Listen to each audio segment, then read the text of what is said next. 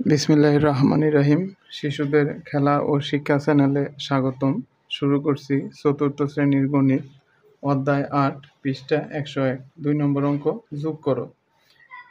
এ জায়গায় আছে লব ১ হর ৪, এ জায়গায় লব ১ হর ২।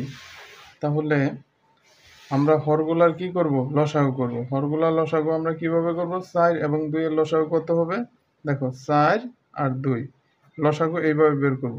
২ দিয়ে ভাগ করব, ২ দুগুণে ৪, ২ একে ২। তাহলে লসাগু কত হবে?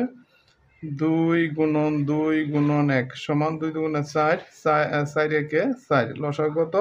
৪।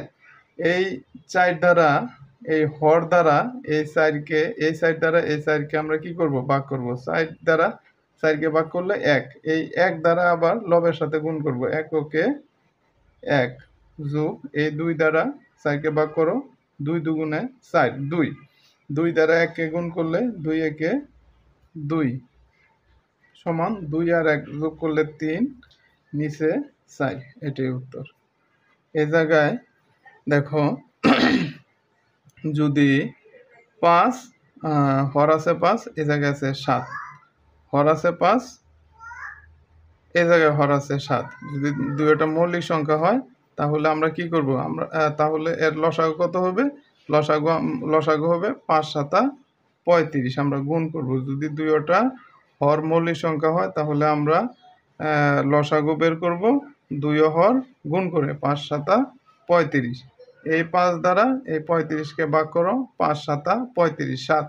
৭ দ্বারা ২কে গুণ করলে ৭ দুগুণে ১৪ যোগ ৭ দ্বারা ৩৫-এ ভাগ ৫, ৫ ৭ ৩৫। ৫ দ্বারা ৩কে গুণ করলে ৩ ৫ ১৫, ১৪ আর ১৫ যোগ করলে ২৯, নিচে হলো ৩৫। এটাই উত্তর। এই জায়গায় কত আছে? ৬ এবং ৮। ৬ ৮ এর লসাগু কত হবে?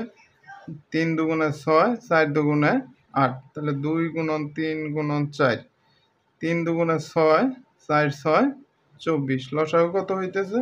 লসাগু হইতেছে ২৪। এই ৬ দ্বারা ২৪কে ভাগ করো। ৬ দ্বারা ২৪কে ভাগ করলে ৩ ৪ ৬ ২৪। ৪ দ্বারা আবার লবের সাথে গুণ, ৪ একে ৪ যোগ ৮ দ্বারা ২৪-এ ভাগ, ৩ ৮ ২৪, ৩।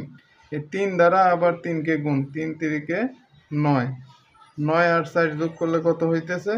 ৯ ৪ ১৩, নিচে হলো ২৪। এটাই হলো উত্তর। ভিডিওটি ভালো লেগে থাকলে চ্যানেলটি অবশ্যই সাবস্ক্রাইব করে রাখবে। ধন্যবাদ।